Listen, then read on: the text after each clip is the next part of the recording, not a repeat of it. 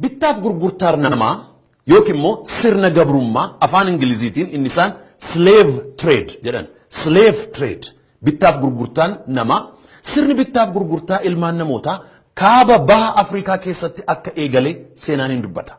Kaaba baha Afrikaan kun biyyoota akka Gibs yookiin immoo Misir, Abisiiniyaa, Liibiyaa, Aljeeriyaa naannoo kana gara kaaba baha Afrikaa kana keessatti akka inni eegale seenaan hin dubbata. Warri Awurooppaa, warri Ameerikaa seenaa jaarraa 17 keessa, jaarraa 16 keessa, jaarraa 18 keessa balinaan itti hirmaatan iyyuu malee burqaan isaa garuu jalqabni isaa kaaba baha Afrikaa akka ta'e seenaan nutti dubbata. Achi ture. Tureera erga isaan jalqabanii. Warroonni kaaba baha Afrikaa kana keessatti biyyi Abisiiniyaa jedhamee beekamu kun bara sana keessatti sirna bittaaf gurgurtaa ilmaan namaa keessatti sirna yeroo dheeraadhaaf jiraate akka ta'e hin beekama. Utuu biyyi akka amma Itoophiyaa jedhamte kun utuu hin uumamin dura Abisiiniyaan sirna bittaaf gurgurtaa garbaa keessatti bara dheeraadhaaf hirmaatteetti. Bara dheeraadhaaf immoo hojjetteetti. Eessaa fiddee eewuun gurgurtee attamitti gurgurtee. Abisiiniyaani akkuma amma kana irratti ilaaltan gara Tarkiitti, Turkiitti, Pershiyaatti, Indiyaatti, biyyoota Arabaatti hin gurgurti turte. Kanaan beekamtu turte. Baay'ee kan nama dinqu. Egaa seenaa kana keessatti Abisiiniyaarraa fuudhanii hamma Turkiitti gurguramaniiru. Hamma Pershiyaatti Iraan kana keessatti gurguramaniiru. Arabiyaa kana keessatti, Indiyaa keessatti gurguramaniiru. Gurgurtaa kana keessatti heddummaadhaan kan gurguramaa ture keessaa tokko Oromoodha. Isa kana seenaan hin dubbata. Namoota gugurraacha bifti isaanii gugurraacha amma Araba keessatti argina, Indiyaa keessatti argina, Pershiyaa keessatti argina, Tarkii keessatti argina. Jarreen kun maddi isaanii as Afrikaa keessaa akka inni ta'e seenaan nun dubbata. Egaa waan tokko asirratti kanani dubbachuu barbaadu muuxannoo koo keessa biyya Indiyaa keessa si'a baay'ee deemee tajaajileera argeera. Tajaajila biyya Indiyaa keessatti magaalaan tokko jirti Raanchii kan jedhamtu. Missionarii abbaa manaa fi haadha manaa ijoollee qaban gara biyya sanaatti ergineerra. Yeroo baay'ee biyya sana deddeebi'ee yeroon ilaalu aadaan isaaniis, hojiin isaaniis, bifti isaaniis Oromoo wajjin wal fakkaata. Akkasnaan jedhu ta'anii yookiin isintu asii gara Oromiyaa dhaqe yookiin immoo nutu Oromiyaarraa as dhufe malee nuyi adda adda mitii nuyi Oromoodha naan jedhu. Si'a baay'ee wal fakkaanna aadaan isaanii, simannaan isaanii, nyaanni isaanii akkaataa isaan itti jiraatan baay'een wajjiniin wal fakkaata. Egaa bittaaf gurgurtaan ilmoo namaa Abisiiniyaa keessaa hamma Tarkiitti, Pershiyaatti, Indiyaatti biyyoota Arabaa keessatti hamma jirutti seenaan hin dubbata. Seenaan isa kana galmeessee qabaga.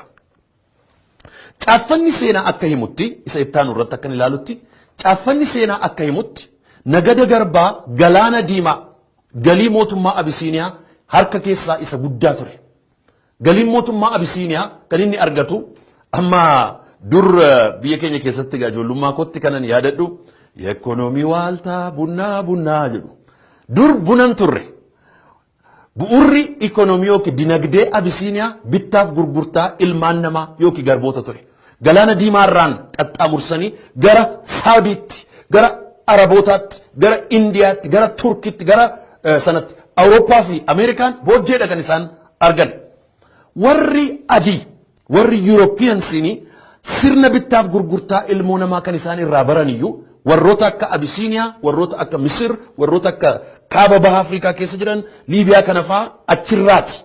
Baay'ee kan na dinqee jaarraa 21ffaa kana keessatti illee dhiyeenya kana Liibiyaa keessatti ilmoon namaa doolaara 200 akka gabaatti ta'aniitu gurguruudhaaf yaalii hin godhu turan. Dhiiga kaaba baha Afrikaa kana keessa jira. Abisiiniyaa jalqabee hamma qarqara galaana Meditiraaniyaanitti. Kun egaa seenaan kan inni nuuf kaa'udha. Maal jedha seenaan? Caaffanni seenaa akka himutti sirni bittaaf gurgurtaa garbaa galaana diimaa Red Sea kana keessatti galii mootummaa Abisiiniyaa keessaa isa harka guddeessa ture jedha. Egaa bittaaf gurgurtaa ilmoo namaa keessatti kan hirmaate Musliimota duwwaas miti, Kiristaanota duwwaas miti. Mootummaan Abisiiniyaa bara sana mootummaa Kiristaanaati. Achumaanis immoo mootummaan Misiris akkuma kana Kiristaanummaa of keessaa qaba.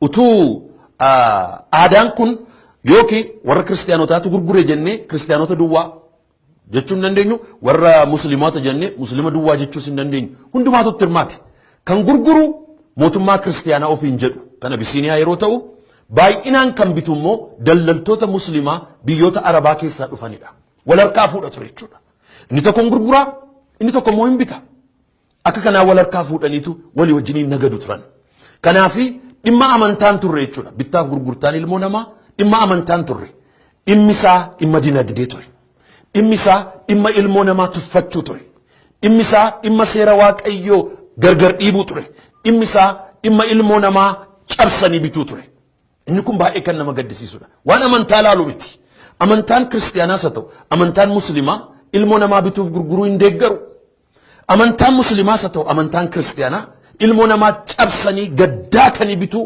hin deeggaru amantaan kiristaanaas haa ta'u amantaan muslimaa mirga namaa dhiibuu hin ilaalu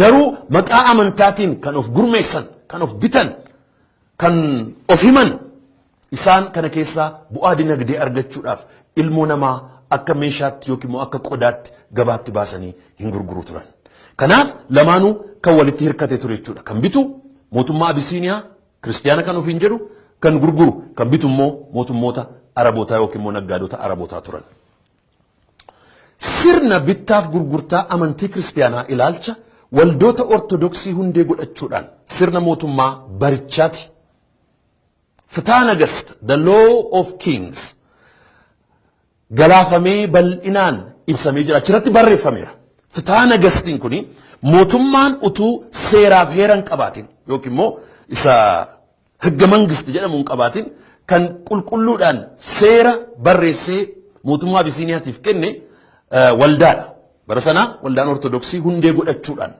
sirni bittaaf gurgurtaa amantii kiristaanaa ilaalcha waldaa ortodoksii hundee godhachuudhaan sirna mootummaa barichaatti yookiin immoo ፍትሐ ነገሥት the law of the kings galfamee bal'inaan ibsamee jira maal jedha achirraa seenaa kana asii bitadhee Ameerikaatti fuudhee deemee dubbiseera ፍትሐ ነገሥት achirraa maal jedha ፍትሐ ነገሥት irratti gi'iziidhaan ፍትሐ ነገሥት jechuun the law of the kings jechuudha seera moototaa seera mootummaa miti seera biyyaa miti seera sabaa miti seera moototaa the law of the kings kan mootiin baasee ittiin biyya bitu jechuudha kan sabni baafate miti kan sabni raggaasifate miti kan sabni bu'uureeffate miti kan sabni qopheeffate miti kan mootiin barreessee saba ittiin bulchuu fi bitudha akkas jedha inni it's the legal code compiled around 1240 by the Coptic Egyptian Christian writer Abdul Fadil ibn al-Asal jedha eeyo kan kana barreesse bara 1240 biyya Misritti barreeffame bara sana Coptic jechuun warra Gibsiiti Coptic warra ortodoksii warra Gibsiitu barreesse Christian writeridha kan isa barreesse maqaan isaa Abdul Fadil ibn al-Asal jedhamudha in Arabic that was later translated into Ge'ez in Ethiopia and expanded upon the numerous local laws isa kanaga kan hiikame biyya keenyatti seera moo biyya keenya kan ta'e achi burqega kanaaf kaaba baha Afrikaatti maal jedha ፍትሐ ነገሥtiin kun ፍትሐ ነገሥtiin kun utuu afaan Gi'izitti hiikamin afaan Arabaatiin kan inni barreeffame irra deebi'een jedha bara 1240tti eeyo kan kana barreesse Abdul Fadil ibn al-Asal kan jedhamudha nama biyya Gibsiiti amma gaa ittan fufa tuqaa kosattaan uttan deema there are a few historical records claiming that the law code was translated into Ge'ez and entered Ethiopia around 1450 waggaa 220 booddee Itoophiyaa gale Ge'ezitti hiikame bara 1220 yookiin 40tti hiikame bara 45tti Itoophiyaatti gale bara Zaraa Yaaqoob gale even though it was first recorded using the function of constitution supreme law of the land is with the Sarsadingil beginning 1563 kan garu sirna mootummaa Abisiiniyaa kan godhe Sarsadingil yoom bara 1563 maaliifan kana hundumaa dhaqa ፍትሐ ነገሥት isa jedhamu kana keessatti yookiin immoo seera moototaa isa jedhamu kana keessatti bara 1240 biyya Misir keessatti isa barreeffame afaan Arabaatiin afaan Gi'izitti hiiksisee kan biyyatti galchee Zaraa Yaaqoob ture isa Zaraa Yaaqoob galche kan immoo bara 1563tti kan seera Itoophiyaa godhe yookiin immoo seera biyya ittiin bulchan seera Abisiiniyaa godhee kan raggaasise immoo Tsarsa Dingil ture. Yeroo sana gaa isaan biyyi bulutti ka'e jechuudha. Isaan biyyi hoogganamutti ka'e jechuudha. Achi keessatti iddoon ilmoo namaatiif kennamu baay'een kan nama gaddisiisu ture. Keessumaa saba keenya saba Oromootiif. The Ftaa Nagast remained official, the supreme law in Ethiopia until 1931. Isa kana gaa baay'ee shiriir godhee kan naasisu. Bara 1560 kaase hamma 1931tti sirna biyya Itiyoophiyaan ittiin bultu Ftaa Nagasti sana. Eessaa dhufe? Amantaa warra Koptikii irraa kan dhufe. Achii kan biyya kanatti hiikame. Kan sabni afaan isaa hin beekne. Kan ilmoo namaa gad tuffatuuf, gad cabsu, gad xiqqeessu. Akka namni bitamuuf gurguramu kan godhu. Seera biyyichaatti galee hamma 1931tti. A modern style constitution. Emperor Haile Sillaaseen hamma inni qopheessu bara 1931tti hamma inni qophaa'utti baay'ee kan isin dinqu sirni lafti kun ittiin bulaa turte Ftaa Nagastiidha.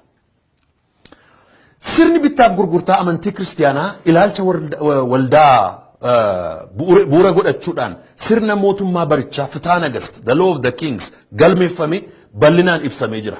Maal jedha? Eewu kan garba ta'u jedha. Eewutu garba ta'ee haa gurguramu jedhee kan inni kaa'u tuqaa kana arfan tokkoffaa nama waraana keessatti booji'ame garba ta'aa jedha. Lammaffaa garbi qabeenya nama isa garbicha bulchuuti jedha. Namichi inni garbicha bulchu, namichi inni garbicha manaa qabu akka qabeenyaatti, skriptoo akka qabeenyaatti, remote control akka qabeenyaatti, sa'aaf sangaasaa akka qabeenyaatti, garbichas immoo akka qabeenya mataa isaatiitti lakkaa. Akka namaatti utuu hin ta'in akka qabeenyaatti. Garba gurguruu, geeddaruu fi waan fedhan godhachuun hin danda'ama. Yoom barbaade nan gurguraa, yoom barbaade nan geeddaraa, yoom barbaade nan ari'aa, yoom barbaade waan an jaalladheen godha. Akkuma nama hoolaa qalachuudhaaf mirga qabu akkuma kana jechuudha. Gatiin garbaa humna umurii dandeettii fi jabeenya garbichaa yookiin garbittii irratti hundaa'a.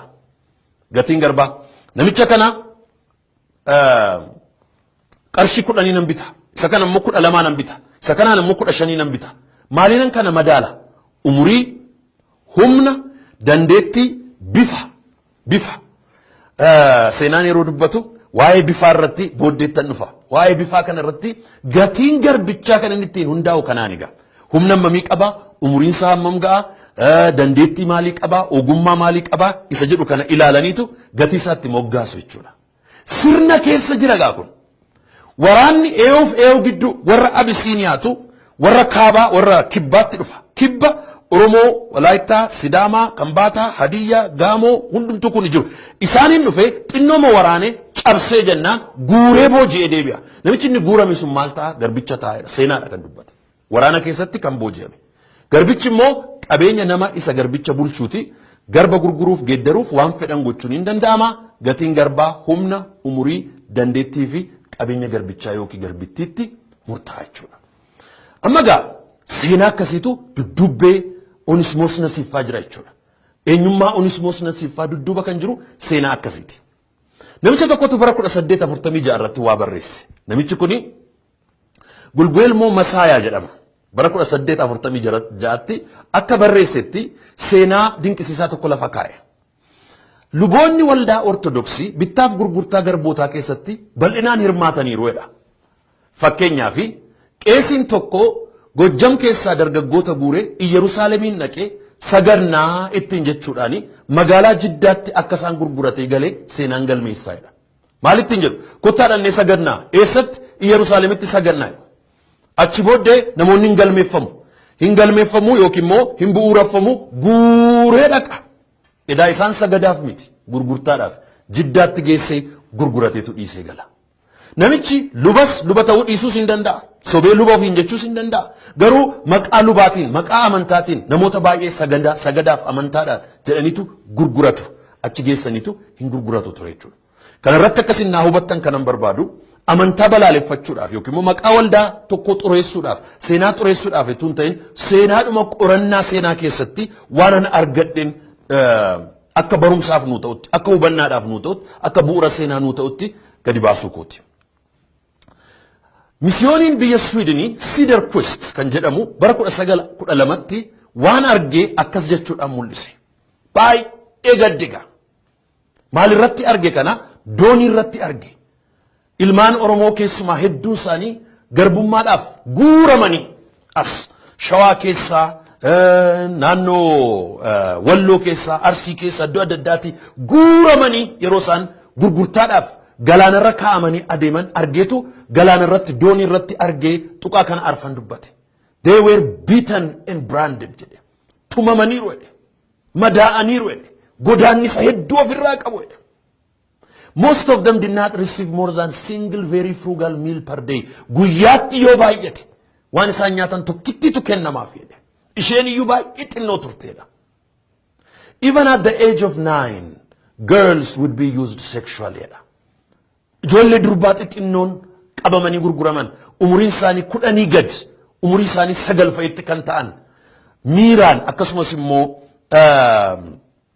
gaaga'ama saalaatiif itti waa'ee ba'u turan fidhii foonii isaanii irratti raawwatu turanidha. Kanaarraan kan ka'e venereal diseases were widespread. Baay'een isaanii dhukkuba saalaatiin warra faalaman turanidha. Baay'ee haala nama gaddisiisu. Achirratti waan arge seenaa kana irratti they were beaten yeroo jedhu hin hollatu turanidha qorrarraa kan ka'e. Galaana sana irratti hin dhibbatu turanidha. Gurgurtaatti adeemu turanidha. Hin caccabsan, hin daatan jechuudha. Hamilee isaanii, eenyummaa isaanii, qaama isaanii, namummaa isaanii. Baay'een isaanii kan baay'ee nama dinqu. Nyaatallee guyyaatti si'a tokkitti caalaa hin argatan turan jedha. Ijoollee isaanii durbaa warra xixinnoo akka kanatti miidhu turanidha.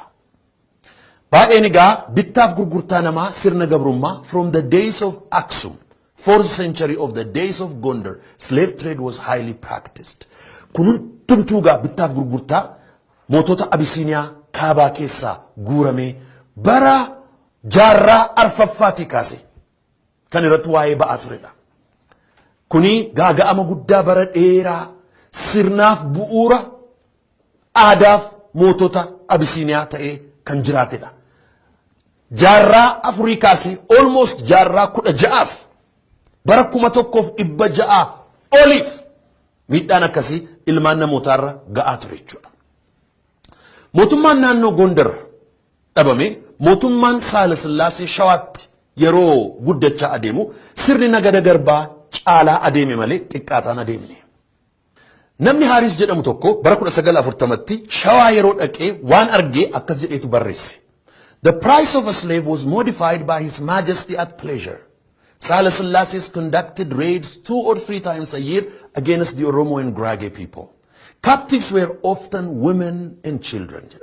Ijoollee durbaatii fi yookiin immoo dubartootaaf ijoollee xixiqqoo turanidha. On triumphant homeward march after a campaign against the Oromo, yeroo weerara sana yookiin immoo duula sana yookiin immoo caccabsaa sana yeroo raawwatanii gara biyya isaaniitti fudhatanii galanidha. Haaris wrote that the road was lined for miles. Yeroo sana gaa dheerinni hiriiraa kiiloomeetirii dheeraa miles jedha afaan Ingiliziitiin kiiloomeetirii dheeraa hiriirsisadha. Hin dhaqaa Saala Sillaaseen hin waraanaa hin cabsaa itti duulaa qawwee qabaa meeshaa qabaa hin guuraa dubartootaaf ijoollee xixinnoo dargaggoota kana hin guura sababinsa umuriin isaanii xixinnoo warra haaraa kana gatiin isaaniis gurguddaadha.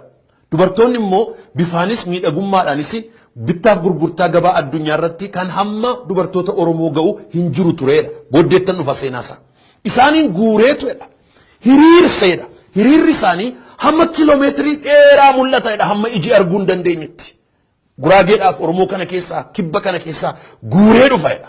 Haaris wrote that road was lined for miles with king's soldiers and their spoils, the captive Oromo women and children. Bu'uurri isaa kana ture.